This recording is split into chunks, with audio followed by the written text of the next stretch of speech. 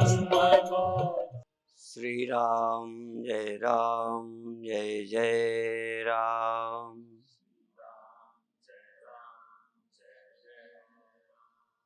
श्री राम जय जय राम।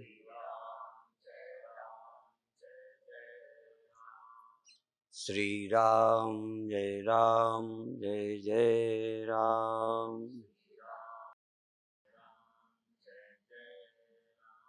सच्चिदानंद भगवान की, सनातन धर्म की। कथा का भी प्रयोजन, सत्संग का भी प्रयोजन अपने परम पुरुषार्थ की प्राप्ति के लिए, या सत्संग परम पुरुषार्थ है।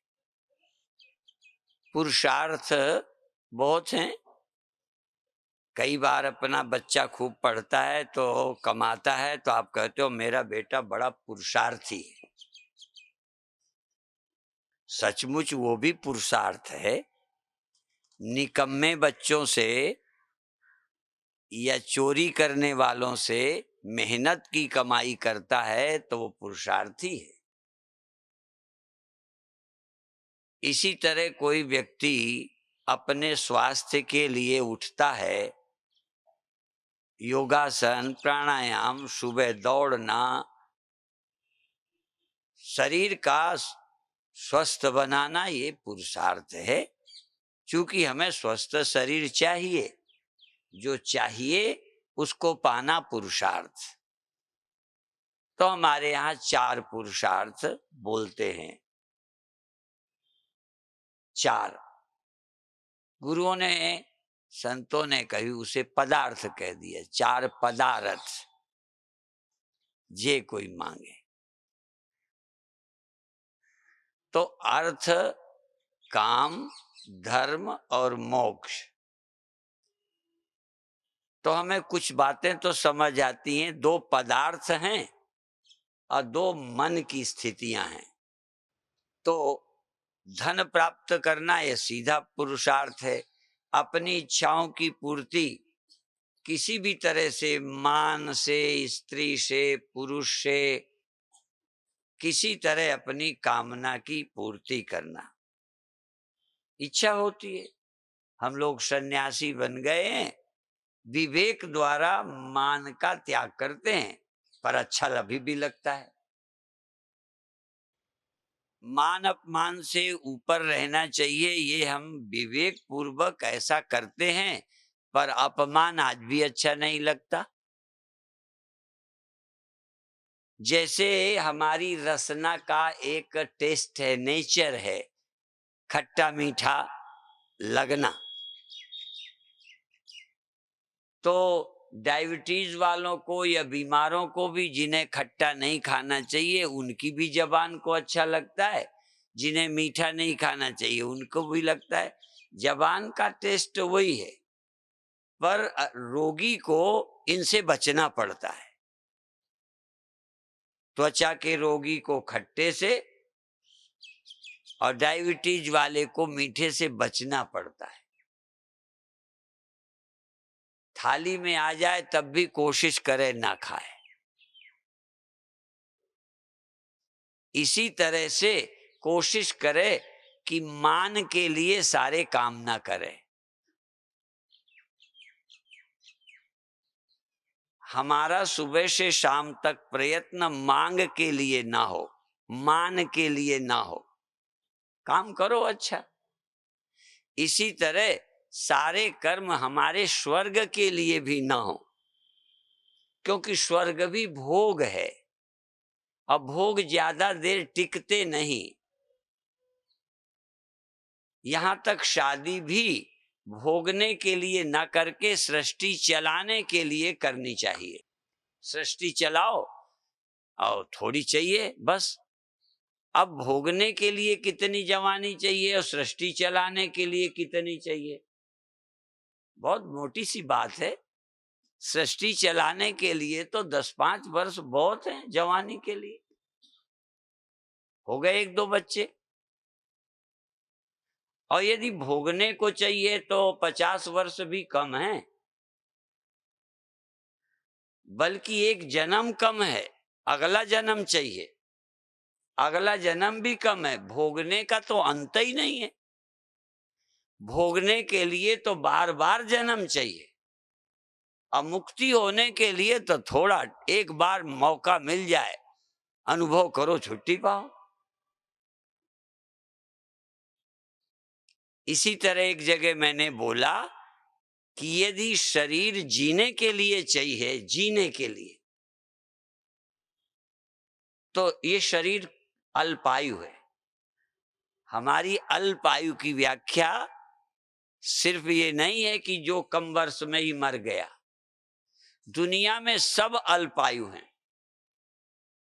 मेरी दृष्टि से ब्रह्मा विष्णु महेश भी अल्पायु हैं। हमारी दृष्टि से दीर्घायु हैं। कुत्ते की दृष्टि से आदमी दीर्घायु है। भाई आदमियों से पूछो जरा कि तुम्हें कितने दिन जीने का मन है, तो उत्तर होगा हमें तो मरने का ही मन नहीं है। तुम जीने का दिन पूछते हो, जीने का समय? क्या कभी तैयार हो मरने को, देह छोड़ने को? बहुत तकलीफ हो तो बात अलग है। तो दीर्घायु कौन? जिसे जीने के लिए शरीर चाहिए, आत्मा नहीं। जीने के लिए आत्मा में जीना हो तो शरीर थोड़े दिन को मिल जाए, आत्मा का जीवन मिल गया। शरीर का जीवन आत्मा के अस्तित्व को पाने के लिए, आत्मा मिल गई, अब हम कब मरेंगे?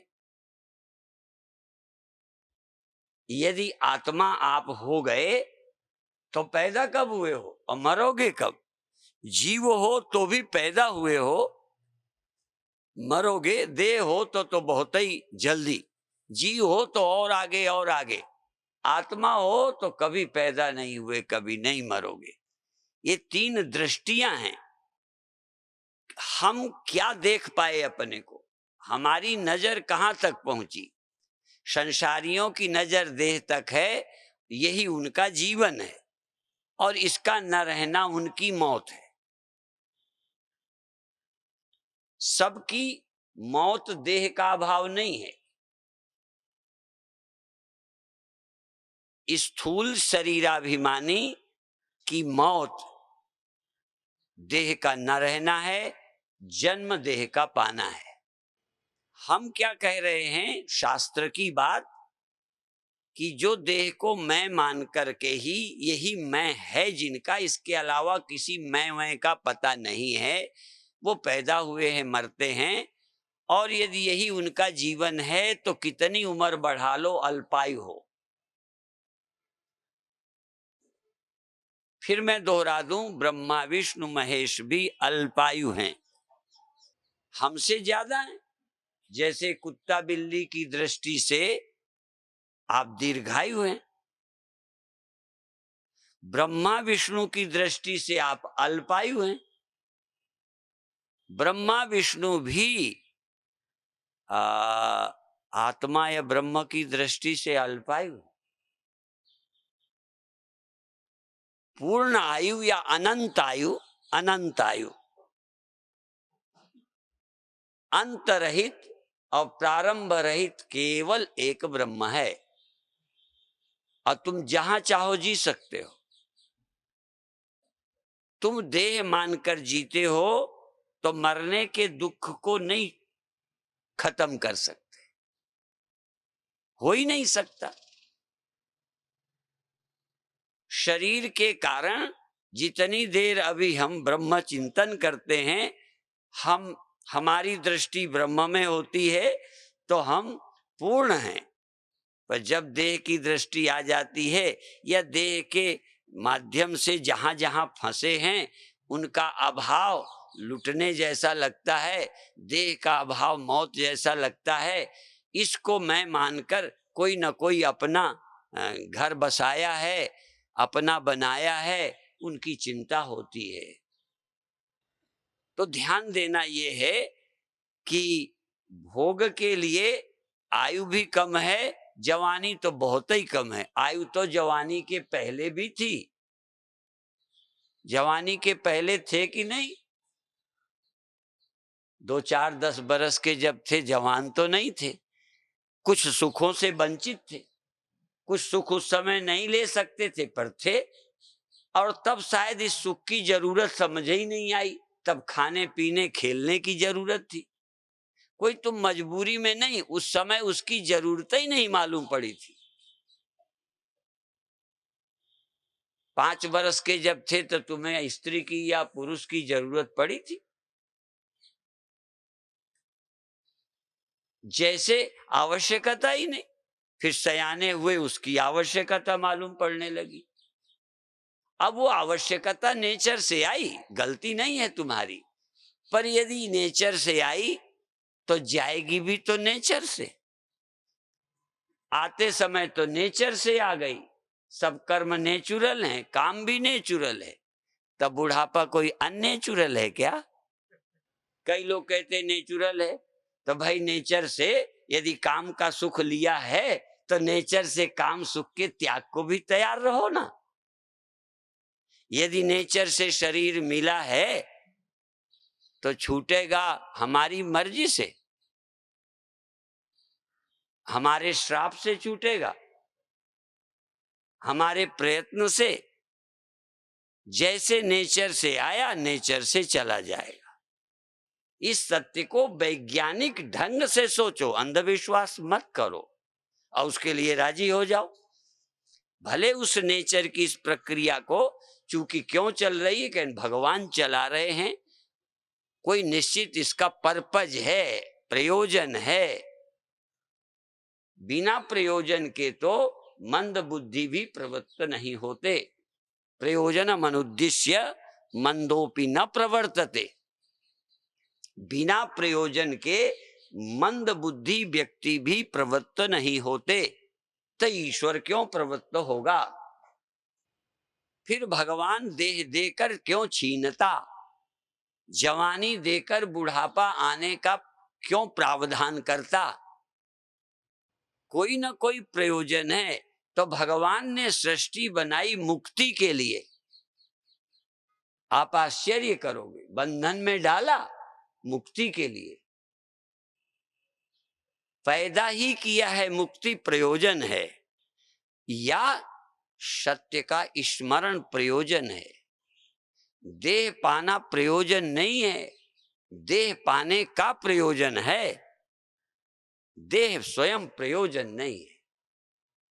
यदि देह लक्ष्य होगा, यदि देह गोल होगा या देह प्राप्तव्य होगा तो फिर इसका छूटना अच्छा नहीं। गोल उसे कहते हैं जिसको हम पाना चाहते हैं, साधन वो होते जिसके द्वारा पाना चाहते हैं। शरीर लक्ष्य होता तो भगवान देकर न छीनते। मुक्ति गोल है, मुक्ति लक्ष्य है, मुक्ति प्रयोजन है जीवन का, इसलिए मुक्ति प्राप्त होकर फिर जाती नहीं है। अमृत प्रयोजन है, अमरता प्रयोजन है, इसलिए अमृत पाकर तुम मौत को प्राप्त नहीं हो सकते। देह प्रयोजन नहीं है, नहीं तो देह पाकर के भी देह न छूटता।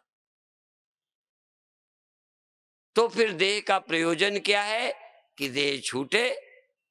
पहले देह पाकर तुम्हें जीने का ख्याल आए। तुम्हें जीने का ख्याल कब आया? कब से जी रहे हो? जरा ध्यान दो, आपको अपने जीने का एहसास कब से जीवित हो तो लगेगा जब से जन्म हुआ। जीने का ही ख्याल आया देह के रहते।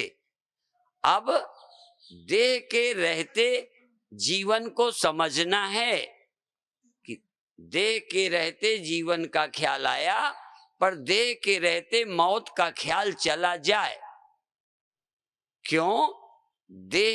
देह जीवन को समझने का अवसर है, देह जीवन नहीं है। यदि देह जीवन विष्णु का भी हो ना। मैं अपनी बात बड़ी दृढ़ता से कहता हूं, यदि विष्णु भी यदि देह को जीवन मान लें तो उनको भी मृत्यु का ख्याल आएगा। जो महात्मा 100 वर्ष से ज्यादा जीते थे, वैसे तो बड़ी मोटी बात है, तुम समझते हो, पर फिर भी बिना कहे नहीं रहा जाता। 100 वर्ष से ज्यादा जीते हैं तो अमर हो गए। कई बार तुम प्रशंसा करते हो फला महात्मा 140 वर्ष के। कुछ तो सचमुच उनके त्याग तब से उनकी उम्र बढ़ती है, ये असत्य नहीं है, पर बहुत मामलों में असत्य है। ज्यादा उम्र बताना जैसे साधु की महिमा गाना है। शायद ही कोई ऐसा शिष्य मिले जो अपने गुरु की उम्र ना बढ़ावे। पर मैं एक बात कहना चाहता हूं, यदि तुम्हारे गुरु चलो 200 साल भी जी गए तो मरे क्यों? क्या खूबी रही? व्यवहारिक दृष्टि से जरूर एक महत्व है कि त्याग किया होगा, तप किया होगा, संयम से रहे होंगे, गलत नहीं जिए होंगे तो इतने दिन जिए, ये तो प्रशंसनीय पक्ष है। लेकिन ज्यादा दिन जिए इसका लाभ थोड़ी है। या तो तुम्हारे गुरु ना मरते तो बहुत अच्छी बात है, ना मरते तब तो फिर बहुत अच्छी बात है। पर शरीर मरता है, छूटता है। न हन्यते हन्य माने शरीरे। इसलिए सबको आयु कम पड़ जाती है, सबको कम पड़ती है। इसी तरह धन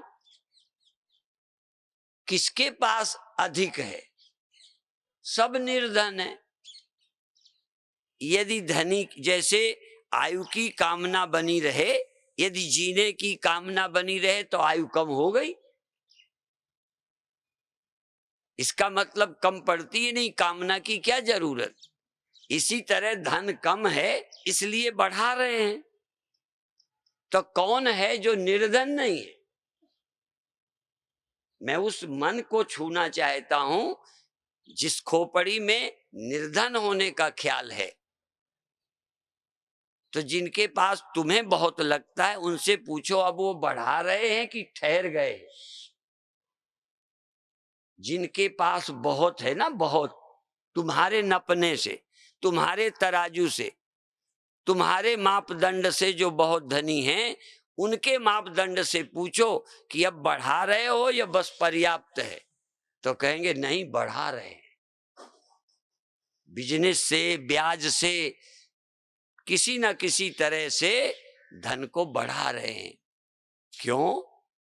यदि पर्याप्त है, कम नहीं है, तो बढ़ाने की क्या जरूरत? चाहे उम्र बढ़ाना, चाहे धन बढ़ाना, तो हमारी दृष्टि से निर्धन अधिकतर सब हैं, अल्पायु सब हैं। ब्रह्म ज्ञानी के सिवा अल्पायु सब हैं। और वैराग्यवान जो लोभ से मुक्त हैं, उनके सिवा सब निर्धन हैं। जिनके जीवन में संतोष है, सबके बड़ा मुश्किल है। संतोष का मतलब क्या होता है? अधिक की इच्छा ही नहीं है। जरूरत का मिल रहा है, मिलता रहेगा, और कभी नहीं मिला तो मांग के खा लेंगे। जरूरत की कमी पड़ती नहीं, और ज्यादा का उपयोग होता नहीं, सिर्फ खोपड़ी खराब होती है, होता कुछ नहीं। किसी को मिला क्या है? कौन लेके गया है? कौन पूरा है? इसलिए ये जो कथा है, ये मनुष्य की खोपड़ी को पूरा करने के लिए बस। जिस दिन तुम पूरे हो जाओ, पंजाब के 2 तरह के पूरे होते हैं, हाँ, और हम लोग सोचते हैं पूरे हो जाओ, पूरे। हाँ, कहीं जिंदगी का प्रारंभ नहीं, अंत नहीं, पूरे अनंत। और कहीं कोई पाने की लालसा नहीं, पूरे। और अंदर से जब पाने की लालसा न रहे तो आवश्यकता रह जाएगी शरीर की, बस शरीर की आवश्यकता। भोजन शरीर की आवश्यकता है, दिमाग की नहीं है। धनी होना दिमाग की आवश्यकता है, और भोजन शरीर की आवश्यकता है। कुछ धन शरीर की जरूरत है, मकान शरीर की जरूरत है, बड़े होने का ख्याल दिमाग की है। और जो पूरे बड़े होगे तो कामना नहीं रहेगी। कामना ऐसे ही नहीं है, वो खराब नहीं है, वो इस बात की पहचान है। एक आदमी को बुखार था तो थर्मामीटर तोड़ दिया, उससे बुखार का पता चलता था। तो थर्मामीटर तोड़ने से बुखार उतर जाएगा? कई लोग कहते ब्लड प्रेशर मत नापो, डॉक्टर कहते जरूर नाप लिया करो।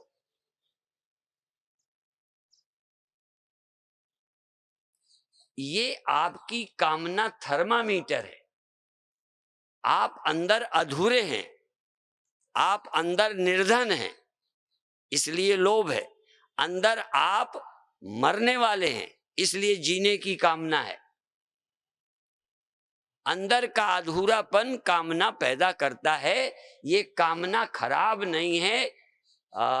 यदि किसी की कार, पहले कारों में डीजल और ये और इस बताने के वो नहीं थे, मापक, मीटर जो भी समझो। तो ये मीटर लगाया है तो गलती की है ना कंपनी वालों ने। नहीं, जब गाड़ी खड़ी हो जाए तब पता चले कि डीजल ही नहीं, और रिस्क खतरे की जगह आ जाए तो पता चल जाता है, आदमी डलवा लेता है। चाहे जहां डलवाओ अपना हिसाब रखो। तो ये जो यंत्र बताने वाला है वो क्या बुरा है? ये कामना तुम्हारी अधूरेपन की मापक है।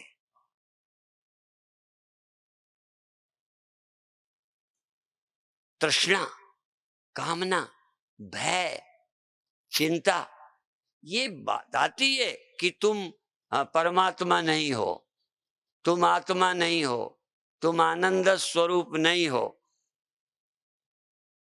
और दूसरी तरह से देखो, तुम आदमी क्यों हो, मरने वाले क्यों हो? क्योंकि तुम आत्मा नहीं हो। आत्मा क्यों नहीं हो? आत्मा को जानते नहीं हो, बस इसीलिए नहीं हो।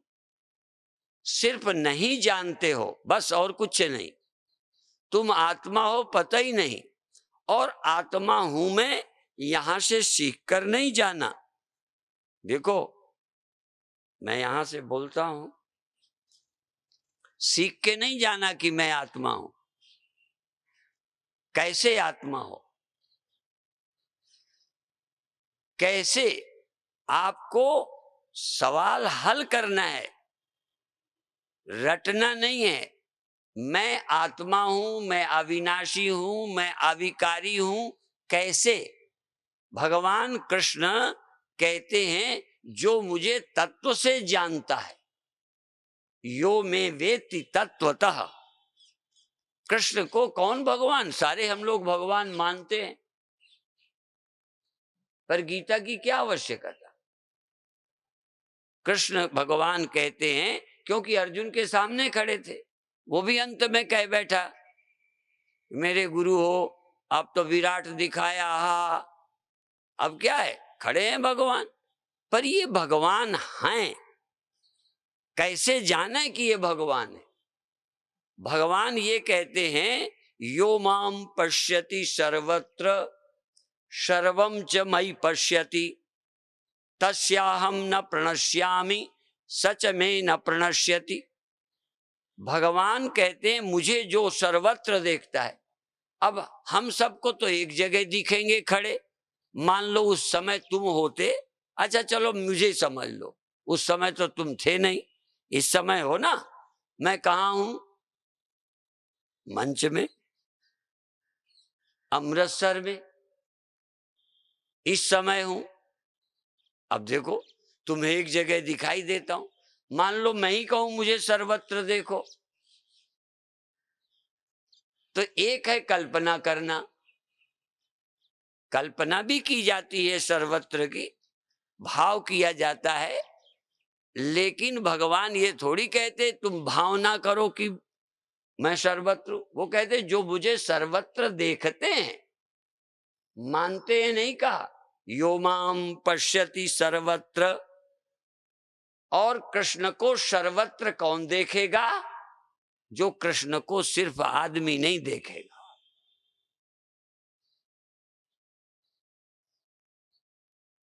और यही बात, तुम भी अविनाशी हो, तुम अजन्मा हो, ये तभी देखोगे जब देह को नहीं मैं देखोगे। जब तुम मन को मैं नहीं जानोगे, तब आप अपने को अविकारी जानोगे, साक्षी जानोगे। अपने को मन मानोगे तो सुखी दुखी होगे, अपने को तन मानोगे तो मरोगे। तुम साक्षी जानोगे जब आप अपने को मन नहीं मानोगे। मन है, मन दिखता है, मन बदलता है, और दिखता किसे है मन? देखो, मुझे ही दिखता है, इसीलिए देखो ये माला तुम्हें दिखती है, लेकिन डायरेक्ट नहीं दिखती, सीधा। अच्छा, क्यों सीधा नहीं दिखती? अब आपको सीधा तो दिख ही रही माला, पर फिर भी सीधा माने तुमको सीधा नहीं दिखती, तुमको आंखों के द्वारा दिखती है। आत्मा ने डायरेक्ट सीधा सीधा माला को नहीं देखा, आंखों से देखा। अच्छा, अब देखो और भीतर चलते हैं। तुम क्या हो? तुमको ढूंढेंगे, तुम कहाँ रहते हो? तुम आंखों तक आते हो, आंखों से देखते हो, डायरेक्ट नहीं। और फिर इसके बाद और जाएंगे श्वासों को, श्वास चलती है कि नहीं, कब देखते हो? आपकी श्वास चलती है या देह है, ये आप इसे कब देखते हो? सुबह जब नींद खुलती है कि नींद में? बोलो। जब मन होता है तब श्वास को, जब मन होता है तब श्वास को और शरीर को देखते हो। और अभी अभी देखो मन भी है, पर मन श्वास में नहीं है तो श्वास को नहीं देखते। जागे में भी जब तुम्हारा मन कहीं होता है तो श्वास चलना आप जानते हो। तो श्वास के जानने के लिए आपको क्या चाहिए? मन चाहिए। डायरेक्ट श्वास को भी नहीं जान सकते, डायरेक्ट आप देह को भी नहीं जान सकते। कोई जान के दिखा दे तुम जिंदा हो और श्वास का पता नहीं।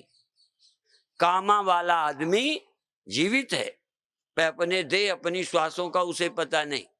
सोया आदमी जिंदा है, मरा तो नहीं, आत्मा है, पर श्वास चलती है, वो जीवित है, ये उसे पता ही नहीं। इसलिए एक बहुत मोटी बात है कि ये डायरेक्ट नहीं देखते रहो। जिसको स्वयं जानो, किसी के दूसरे, आपको मैं दिख रहा हूं, माला दिख रही है, चलो आंखों से तुम ही देखते हो, चलो मन भी है, आंखें भी हैं, इतने के द्वारा तुम देखते हो। नहीं, बाहर साधन चाहिए। क्या? उजेला। यदि प्रकाश हटा लें तो आप आंखें होते और जागते और मन भी है, फिर भी इसे नहीं। इसलिए माला को देखने में आप स्वतंत्र नहीं हो, तुम किसी के अधीन हो। पर आपको अपने कल्पना देखनी है, मन में गुस्सा आया है और मन नहीं लग रहा है, इसके देखने के लिए तुम्हें और किसकी जरूरत है? लालटेन की, आंखों की जरूरत है। बंद किए आपको, आंखें बंद किए आपको मन जाता चंचल तो नहीं मालूम पड़ता। हा हा। अच्छा, बाहर का उजेला चाहिए? आप दुखी हो तो गीता चाहिए, कैसे दिखेगा? बिना गीता के दुख दिख जाता है? चिंता, भय और मन नहीं लगता, इसके जानने के लिए आपको आंखें चाहिए। सूरदास लोगों को तो अपने मन का भगना पता ही न चलता होगा। बहरे लोगों का मन भगता होगा तो बेचारा जानता ही ना होगा, क्योंकि कान नहीं है।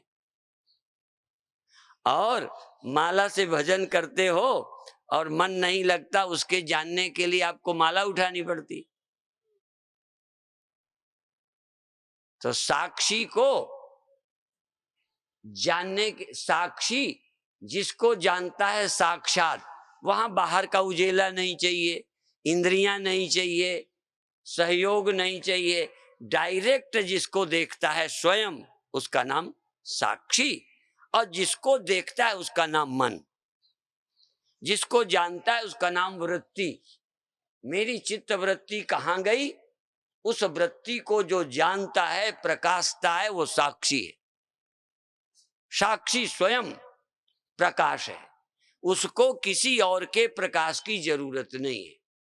इसलिए जागृत, स्वप्न, सुषुप्ति, इन अंतःकरण की त्रिविध वृत्तियों का, वृत्ति के लय का, वृत्तियों के परिवर्तन का साक्षी। इसलिए को देवः, देवता कौन है, आत्मा कौन है? जो अंतःकरण की वृत्तियों का साक्षी है। वृत्ति का, वृत्ति के बदलने का। पहले मुझे गुस्सा आया, अब गुस्सा नहीं रहा। कभी कभी आता है ना, हमको तो आता है, आपको चाहे ना आता है। अच्छा, जब चला जाता है तब पड़ोसी बताते हैं कि तुम्हें पता चलता है। अच्छे, बहुत बहादुर हो। अब आप, दूसरी बात कहना चाहता हूं, आप सदा मन को मैं कहते रहते हो या साक्षी को मैं कहते हो? ये मैं कहने की जो आदत है, मैं स्त्री हूं, मैं इतने वर्ष की हूं, ये साक्षी कितने वर्ष का है? और साक्षी का आकार क्या है? तो देखो, जो निराकार शब्द है, साक्षी का कौन सा आकार है? तो तुम निराकार नहीं हो। तुम अपने को निराकार क्यों नहीं कहते? और यदि साक्षी तुम नहीं हो, मान भी लेता हूं मैं, गद्दी में बैठे, व्यास गद्दी में बैठे पूछता हूं, चलो तुम साक्षी नहीं हो, तुम देह हो। तो इस देह को, इस मन को, इस वृत्ति को, इसको कोई देखता होगा, तुमने तो देखा ही नहीं। देखो, फिर ध्यान दो, यदि तुम देह हो, साक्षी तुम नहीं हो, इंद्रियां तुम हो, चैतन्य तुम नहीं हो, अंतःकरण की वृत्तियां तो तुम हो, साक्षी तुम नहीं हो, मान लेता हूं मैं, सपोज।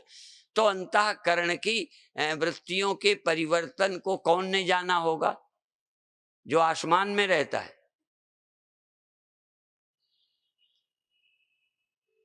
आपने तो नहीं जाना।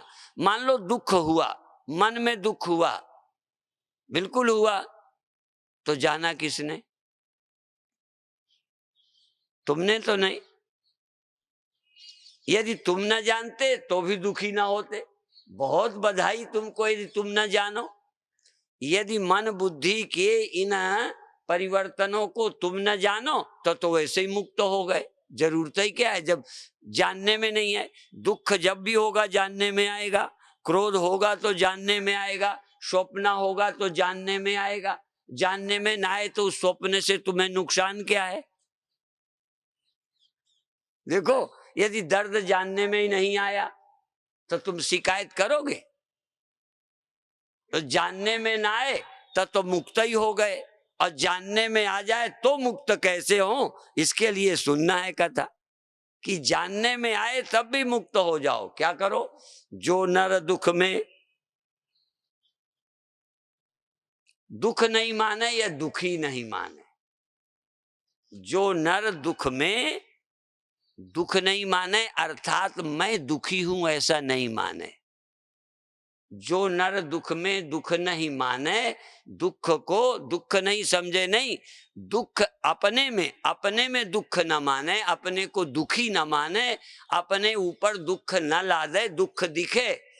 जो नर दुख में दुख नहीं माने, सुख स्नेह और भय नहीं जाके, कंचन माटी माने। दुख को देखे देखे मैं ये मुझे दिख रहा है, दुख स्वतंत्र नहीं है, मुझे दिखता है, और मैं क्या हूं, इसका दृष्टा साक्षी। दुख को, कष्ट को अभी नहीं, पहले दुख को। हम दुख का इलाज बुलाते हैं। शरीर के रहते पीड़ा ईड़ा का इलाज तुम दवा कर लेना, मालिश कर लेना, योगासन कर लेना। हम तो दुख का इलाज बताते हैं। दुख और कष्ट में थोड़ा फर्क है। कष्ट में तब आओगे जब मन देह में आएगा। देह में या तो लौटा लो, सुला दो, या देह को दवा दे दो। पर अंदर बैठे बैठे ख्यालों का जो दुख होता है, ख्यालों में जो अधूरापन लगता है, और अंदर जो बैठा चेतन है, चेतन, उस चेतन के आश्रित मन है, पर चेतन और अंतःकरण, चेतन और वृत्तियां, चेतन और अहंकार, ये ऐसे रल मिल गए हैं, घुल मिल गए हैं कि समझ ही नहीं आता। इसलिए ये आयोजन चिद जड़ ग्रंथि को खोलने के लिए गोस्वामी जी ने रामायण में कहा है कि चिद जड़ ग्रंथि, जड़ चेतन की गांठ पड़ गई है। अब देखो गोस्वामी जी कहते यही जो मालूम पड़ती है वो, और जिसको मालूम पड़ती, दो हैं वहां। जो मालूम पड़ता है प्रतीत होता है, और एक साक्षी जिसको प्रतीत होता है, दो है वहां। पर इतने नजदीक हैं कि अलग नहीं करते बनता, और इतने नजदीक होते वैसे मिले भी नहीं है। इसलिए गोस्वामी जी कहते हैं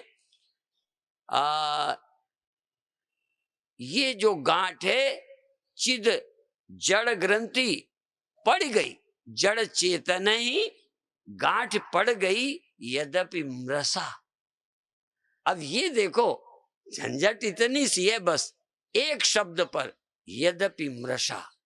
यद्यपि गांठ झूठी है, पड़ी नहीं, गांठ भी पड़ी लगती है, और हमें लगता है ऐसा हो गया, हम ऐसे हो गए। जैसा जैसा ख्याल होता है, वृत्ति होती है, तैसे ही तैसा मैं होता जाता हुआ देखता हूं। उस समय मैं साक्षी हूं, ये नहीं देखता। ये जड़ चेतन की गांठ पड़ गई है, और यद्यपि मृषा है। अब देखो बस ये चौपाई कमाल की है। यद्यपि गांठ पड़ गई है, झूठी गांठ है, पड़ी नहीं है, और यद्यपि मृषा, छूटत कठिनाई।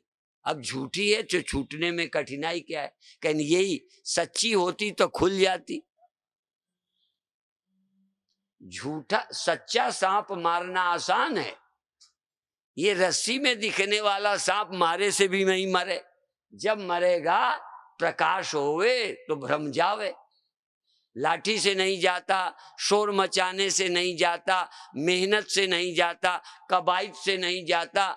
इसीलिए यह गुण साधन ते नहीं होई, तुम्हारी कृपा पाव कोई कोई। ये मेहनत से भी नहीं होता। लगे हैं लोग, मेहनत करते हैं, पे गांठ नहीं खुलती। समाधि लग जाती है, ध्यान लग जाता है, पर मैं और चेतन और अंतःकरण की एकता नहीं टूटती। एकता बनी है, ध्यान में बैठे, दसम द्वार पर बैठ गए, आज्ञा चक्र पर चढ़ गए।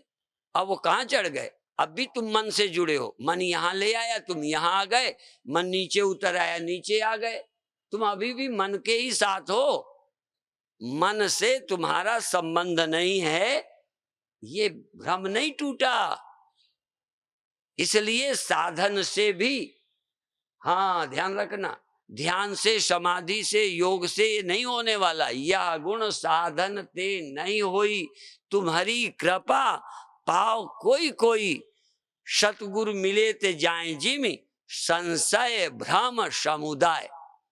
जे 100 चंदा उगवे, सूरज चढ़े 1000, एते चानन हो नया, गुर बिन घोर अंधार।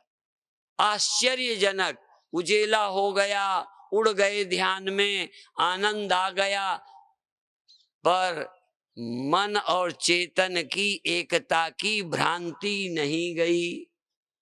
जड़ चेतन ग्रंथि का भेदन नहीं हुआ। कोई कहता है 6वें चक्र का भेदन करो, 6 चक्र का भेदन करो, 10वें का, वो 10वें का नहीं या 7वें को नहीं। कोई लोग कहते नहीं 7वें का भेदन करो, ऊपर जाओ। अब ऊपर जाने के लिए भी मन चाहिए, मन से मिले हुए ही जाते आते हैं। एक बार मन की भ्रांति को तोड़ो, चित जड़ ग्रंथि का छेदन करो, फिर तुम कहाँ जाओगे, कहाँ आओगे, कहाँ रहते हो। ये सारी भ्रांति टूट जाती है और फिर भी मन रहेगा, फिर आएगा जाएगा और फिर वैसे ही दिखेगा। देखो, एक बार अंधेरे में रस्सी पड़ी हो और तुमको सांप दिख रहा है, डर लगता है, तो चाहे 10 बार वहां से निकलने को कहें, तुम बच के निकलोगे, डरोगे, ठीक है, और तुम्हें सांप ही दिखेगा।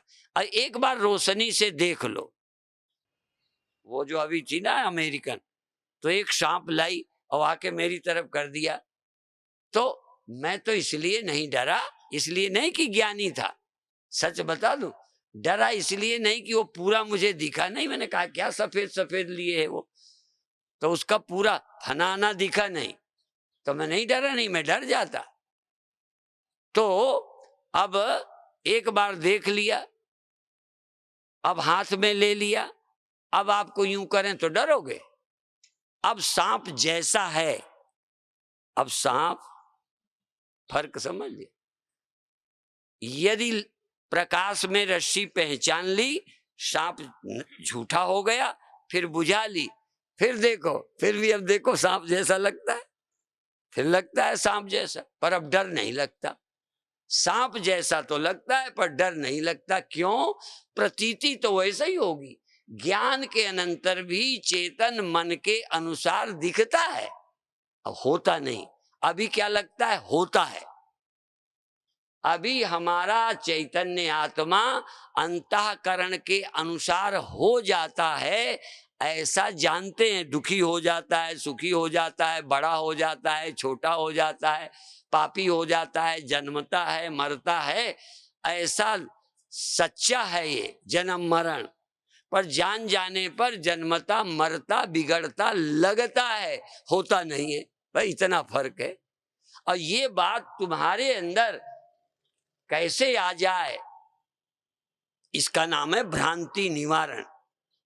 और भ्रांति बनी रहे, अभ्रांति बनी रहे और कोई समझाए कि ये सांप नहीं है, कहने लगे फिर क्या है, कहने कोई पेशाब कर गया है। अच्छा, तो डर तो घटा, पर उसको लांग के निकलो, क्योंकि कोई पेशाब कर गया, उसमें पैर नहीं रखना, थोड़ी सी समस्या है। फिर किसी ने कहा नहीं, पृथ्वी दरार दे गई है, दरार दे गई है, वो कुछ भी हो गया, अभी भी सही सही पता नहीं चला।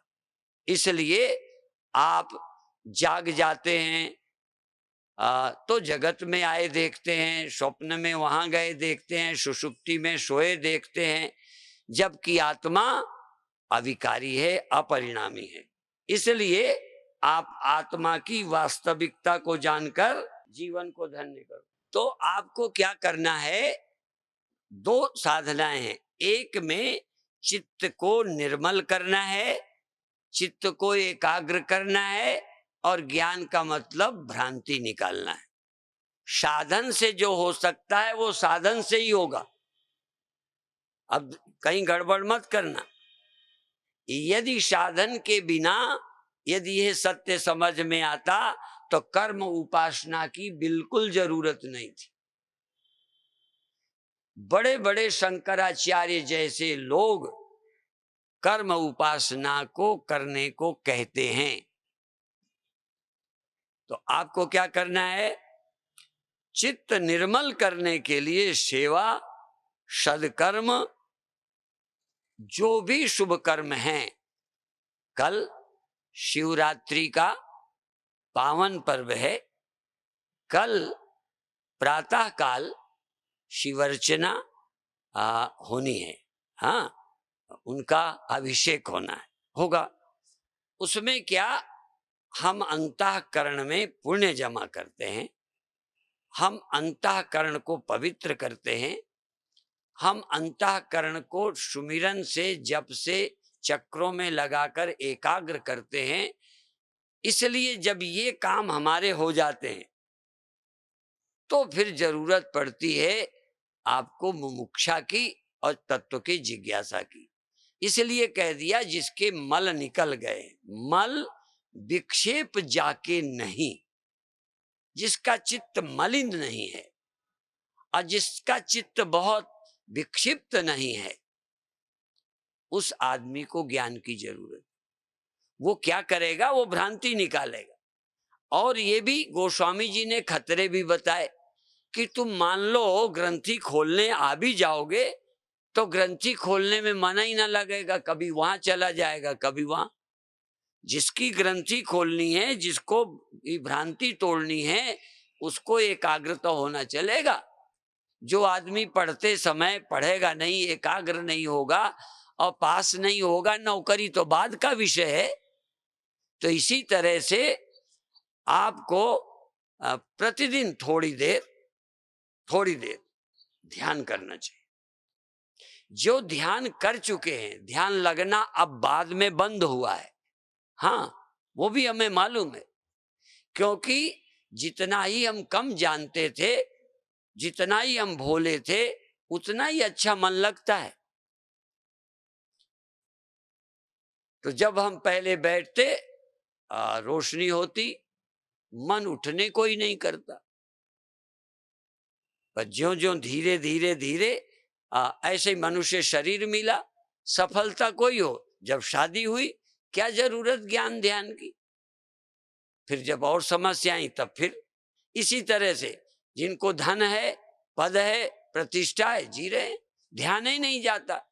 जैसे बाहरी सफलताएं अच्छी हैं पर बाधा बनती हैं, ऐसे भीतरी सफलताएं भी, योग के, ध्यान के चमत्कार, भजन पूजा के चमत्कार भी इतने आनंददायी हैं कि हमको ब्रह्म ज्ञान की जरूरत ही मालूम नहीं पड़ती। पर जब व्यक्ति इनका अभाव होता है, जैसे जवानी जब जाने के दिन आ जाते हैं, जब शरीर जाने के दिन आ जाते हैं, तब लगता है अब तो सब बेकार है, कोई ना समझावे, मरते दिन सब बेकार अपने आप लगेगा। हम जो जिंदगी में समझाते हैं नहीं समझ आएगा, पर जब घर छोड़कर जाने का टाइम आता है, मौत आती है, तब क्या है? भाई क्या करेगा, पिता क्या करेगा, माँ क्या करेगी, पति क्या करेगा, पत्नी क्या करेगी, चेले क्या करेंगे, गुरु क्या करेंगे, सब जाने का टाइम। तो हमारी उस समय जिसकी बुद्धि है, ये मृत्यु का जो समय है, ये भी कसौटी है। जो लोग कहीं संसार में जीते रहे, उसमें मैं तक शामिल हूं।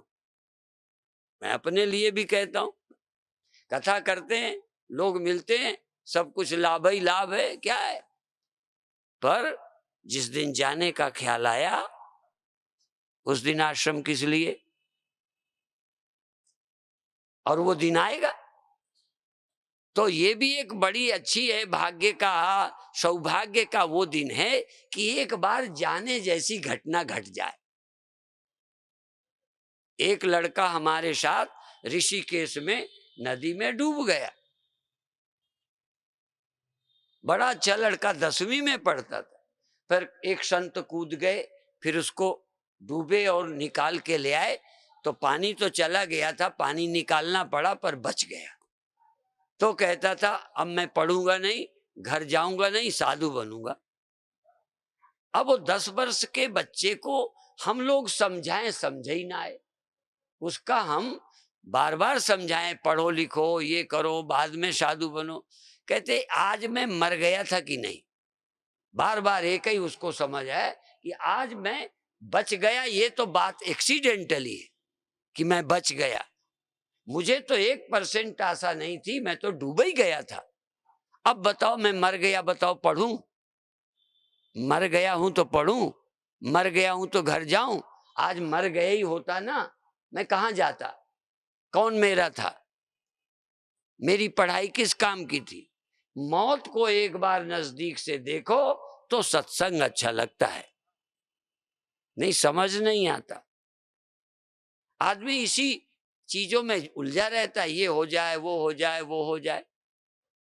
आजकल संस्थाओं में, आश्रमों में, गुरुद्वारों में, मंदिरों में काहे की लड़ाई?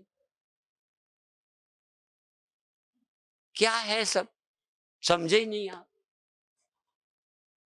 फिर मैं बताऊं, मेरे समझाने के साथ दूसरी बात जरूर मैं कह देना चाहता हूं। शरीर रहते रोटी के बिना हम नहीं रह सकते। आप तो रह सकते, हम नहीं रह सकते। समझ में आई? चाहे हम ज्ञानी नहीं, ब्रह्म ब्रह्म ब्रह्म कुछ भी हो, पर यह बात हम व्यास गद्दी से बोल रहे हैं कि खाने के बिना हम तो, हमारा शरीर तो नहीं रह सकता। आपका रह जाए कोई बात नहीं। और कपड़े के बिना भी ठंडी गर्मी से बचने के लिए चाहिए, ठीक है। और कहीं सोने को जगह, रहने को जगह चाहिए, ये तो जरूरी है। बाकी जो हम लगे हैं टाइम पास करते हैं, टाइम बर्बाद करते हैं, और क्या? क्यों बर्बाद करते हो? घर के लिए नहीं, लोगों के लिए नहीं, वो तो काम आएगा। बर्बाद ये करते हो कि ये समय सत्य के समझने में लग जाता तो आपका जीवन मुक्त हो जाते, भार हट जाता, समस्या हल हो जाती, फिर चाहे इसी काम में लगे रहो। मैं बताऊं, मैं ईमानदारी से कहता हूं, यदि मुझे थोड़ा बहुत विवेक ना होता तो मुझे तो लगता है ये सत्संग में जो हम फिरते रहते हैं ना, ये भी टाइम बर्बाद कर। क्यों? अच्छा, इतने प्रवचन सुनाने के बाद जाना नहीं पड़ेगा? इतना पुण्य कर रहे हैं, इतना लोगों का भला कर रहे हैं, कथा कर रहे हैं, जाने का दिन नहीं आएगा ना? आएगा। इस जाने के दिन को बहुत याद करो। फिर ये दुकान में मन नहीं लगे। मैं इस सब कामों को दुकान ही मानता हूं, जिसमें पैसा निकाला जाए। हाँ, पैसे का जुगाड़ बिठाते रहो, बिठाते रहो, दुकान ही है, चाहे जहां बैठकर जुगाड़ बिठाओ। खाने से अलावा और पहनने के अलावा, थोड़े दिन शरीर से रह लेने के अलावा क्या है मेरे हाथ? पर आदमी को समझ ही नहीं आया। बड़े बड़े राजे हो गए, महाराजे हो गए, कथा की जाती है, वहीं फंस जाते हैं। हमारे गुरुओं ने भी कहा कि माया में चित्त फंसा है, जैसे दीवार में चित्र बना हो तो निकलता नहीं ना, ऐसे ही मन माया में फंसा है, निकलता ही नहीं, फंसा पड़ा है। अब सोचता ही नहीं, और सुन भी लेगा तो ऊपर झाड़ देता है। इसलिए एकांत में बैठकर सुनी हुई बात का चिंतन करो। मैं तो भी देखो, अभी कभी तो कह देता हूं ज्ञानी हूं, कभी कहता हूं मैं तो अभी सोचता हूं, सोचता रहता हूं। और एक क्षण भी, दिन भर में एक क्षण भी याद आ जाती है ना सत्य की, तो सारा सारा सारा संसार स्वप्नवत हो जाता है। वो तुम भी एक क्षण रोज आना चाहिए। फिर आवे, फिर भूख लगे, काम करो, ये करो, एक क्षण रोज। जैसे बाथरूम में स्नान कर लेते हो, रोज एक आध बार शौच जाते हो, रोज एक आध बार सो लेते हो, सब काम रोज करते हो, एक काम जीवन में रोज करो। थोड़ी देर श्रवण, मनन, निधिध्यासन, कैसेट लगाओ, किताबें पढ़ो, सम्मेलन में जाओ। थोड़ी देर का रोज नहीं जा सकते तो घर तो है। जिस दिन घर पे नहीं सोते, लोग होटल में सोते हैं, धर्मशाला में सोते हैं, सोते तो हैं, सोना तो नहीं छोड़ते। जिस दिन घर में भोजन नहीं मिलता, बाहर करते हैं। यहां मैं उल्टा बोलता हूं, जिस दिन तुम्हें बाहर सत्संग ना मिले तो घर में करो। जिस दिन बाहर नहीं, जगह मंदिर नहीं है तो घर में कर लो, नहीं टाइम है। पर ये जरूरी क्यों नहीं लगता? ये तो हमारे जीवन का अंग बन जाना चाहिए। जितना जरूरी सब कुछ है उतना तो हो जाए। और अंत में ये कहता हूं, यदि ये जरूरी काम हो जाए ना, जरूरी वाला, तो फिर जो काम करोगे वो सब दूसरे के लिए है। इसलिए संत जब आते भी है ना तो परोपकारी, परोपकार के लिए आते। फिर तुम्हारा मेरा ही नहीं, तुम चाहे घर में काम करो वो भी परोपकार ही है। तुम्हारा तो हो गया, अपना काम बन गया, तो सुबह से शाम तक जो करते हो परोपकार है, क्योंकि वो यहीं के लिए है। अपने लिए तो ज्ञान के सिवा, समझ के सिवा कुछ नहीं है, वैराग्य के सिवा कुछ नहीं है। तो अभी आप 5 मिनट आंख बंद करिए। आपके शरीर में यदि थोड़ा खून रुक गया हो तो 4-6 बार पैरों को देखो, ऐसे पैरों को ऐसे ऐसे ऐसे कर लो, वहीं रखे रखे, और 2-3 बार जैसे ऐसे हाथ बगल पे रख के ऐसे उठ के ऐसे।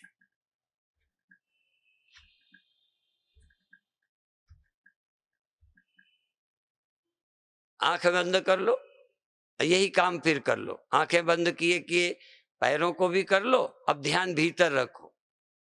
अभी तक खुली आंख किया, पूरा ध्यान भीतर। पैरों को उसी तरह पहले की तरह हिलाओ, आंखें बंद रखो, भीतर से शरीर को अनुभव करो। मन के द्वारा, मन के द्वारा। हमारे पास आंखें हैं और मन है। अब ये देखो, हिलाने को आप आंखों से देख रहे हो या मन से? मन प्रधान है या आंख प्रधान है? एक। फिर दूसरी बार फिर हाथ को जमीन पे रख के आंखें बंद किए किए मांसल भाग को जमीन से 2-4 इंच ऊपर उठाओ और फिर जमीन पे रख दो। बहुत जोर से नहीं, आराम से। फिर उठाओ, फिर रख दो, फिर उठाओ, फिर रख दो, फिर उठाओ। जरा सा हल्का सा धक्का लगे, हल्का सा, नीचे से ऊपर तक, उससे शक्ति का संचार होता है। मेरुदंड में ऐसी हरकत होती है, ताजगी आती है। बस उसको लाएं और आंख बंद करें। आंख बंद किए किए रीढ़ को अनुभव करो। नीचे से ऊपर तक रीढ़ सीधी है और आपकी श्वास नाक के छेद से सिर से गुजरती हुई रीढ़ में जाने का ख्याल करो। रीढ़ में, मेरुदंड में।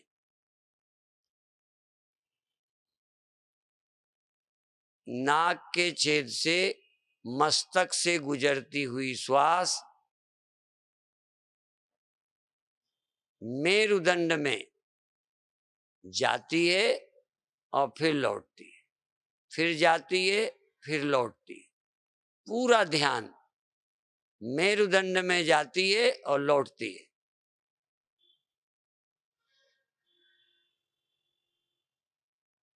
धीरे धीरे धीरे धीरे संकल्प दृढ़ करो कि मेरी श्वास रीढ़ में, मेरुदंड में जाती है। वहां सुषुम्ना नाड़ी सोई रहती है। सुषुम्ना, इड़ा पिंगला सुषुम्ना, दाएं और बाएं ये इड़ा पिंगला हैं और दोनों नाक के छेद में ऊपर मिल जाती हैं और मिलकर जाती हैं सुषुम्ना है। जो साधना से होगा उसके लिए साधना ही करनी चाहिए। जो श्रवण मनन निधिध्यासन से होगा उसके लिए किसी ज्ञानी पुरुष के पास सुनना चाहिए। बहुत अच्छे।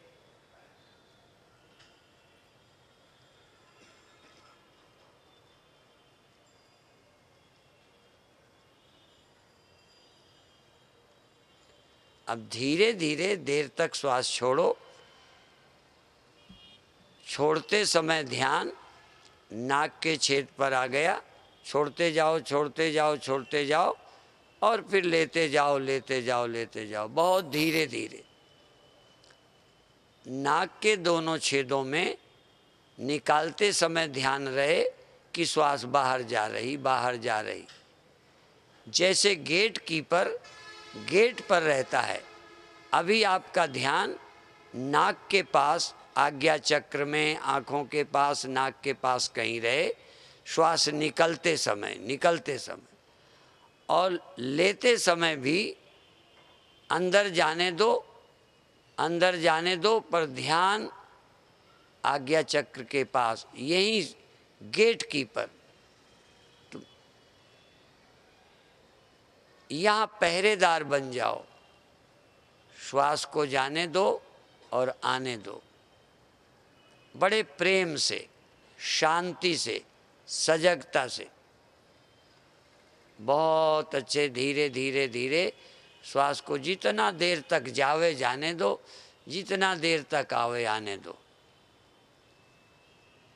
जितना ही समय अधिक लगे अच्छा है, आने में और जाने में। शरीर प्रतिमा की तरह रखा है, रीढ़ सीधी है, मन पवित्र है, मन स्थिर है, बाह्य संस्मरण स्मरण क्षीण हो रहे हैं, अंदर में जाग रहा हूं। अभी मेरी इंद्रियां भी सजग हैं, शरीर की नस नस जागृत है और मन भी है। पर मन अकेला कभी हो नहीं सकता साक्षी के बिना, इसलिए संसार है, इंद्रियां हैं, शरीर है, श्वास है और मन है, और एक इन सबका दृष्टा है, सबका, मन का भी, श्वास का भी एक है ना, जो मन का भी है, श्वास का भी है, इंद्रियों का भी है। डायरेक्ट और इनडायरेक्ट सर्वदृष्टा एक ही है, सर्व साक्षी। मन सहित, श्वास सहित, शरीर सहित, इंद्रियां सहित संपूर्ण स्मृति विस्मृतियों का प्रकाशक एक चैतन्य है। बाहर की स्मृतियां, इंद्रियां, देह, श्वास, मन सब हैं। यदि नहीं हैं तो बताओ, हैं तो कौन जानता है तुम? किसको किसको कहें? सबको, माने मन को भी, श्वास को भी, इंद्रियों को भी, देह को भी, और बाहर और भीतर के भेद को भी।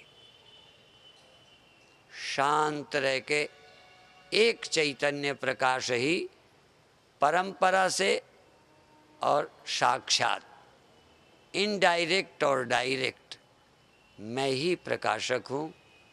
इस चिद भाव में, आनंद भाव में जागे रहो, और जो हो रुकावट मत डालो। शरीर में जो होने दो, श्वास चलने दो, क्रिया होने दो, आवाज़ आने दो, सब कुछ सहज होने दो। चुनाव खत्म कर दो, और जो होता है होने में सहयोग दो, बाधा मत डालो, विरोध मत करो, स्वागत करो, स्वीकार करो। मेरे मन के अंदर इस समय राग और द्वेष नहीं है, चुनाव नहीं है, चॉइस नहीं है। मेरे लिए सब ठीक है। 1 मिनट के लिए सब गोविंद है, सब गोविंद है, गोविंद बिन नहीं कोई। सब में गोविंद है, इसलिए सब गोविंद है। सब में गोविंद है, भले आज नहीं पता चलता, कल चलेगा। आज भाव करो, सब गोविंद है, सब गोविंद है, गोविंद बिन नहीं कोई। बहुत अच्छे।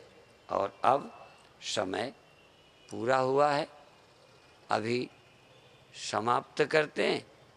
आधा मिनट में मौन और शांत रहते हुए सहज भाव से छोड़ दें।